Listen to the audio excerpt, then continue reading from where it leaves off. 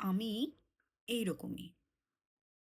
এই জাস্টিফিকেশনটা দেওয়া আর এই জাস্টিফিকেশনটা নেওয়া আমার মনে হয় এবার আমাদের বন্ধ করে দেওয়া উচিত। অনেক সময় এরকম দেখা যায় যে আমাদের খুব কাছের কেউ হয়, পার্টনার, বন্ধু যেই হোক, অনেক সময় এমন কিছু কাজ করে যেগুলো আমাদের কষ্ট দেয়। আর আমরা যখন সেটার একটা ক্লারিফিকেশন চাই, তারা খুব সহজেই বলে দেয়, "আমি এইরকমই। নিতে হলে নে, নয়তো বাদ দে।"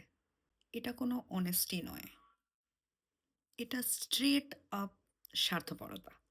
মানে আমি তো বলব এই কথাটার মতো ইগোইস্টিক কথা আর দুটো হয় না।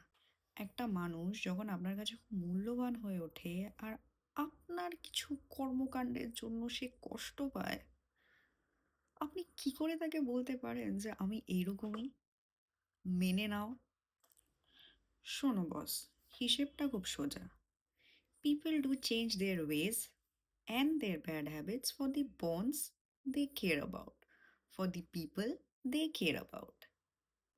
তাহলে আপনি আপনার পজিশনটা বুঝে নিন। আর আপনি যদি এটা শুনে হজম করে নেন বা মেনে নেন, তাহলে কিন্তু আপনি ফাঁদে পড়ে গেছেন।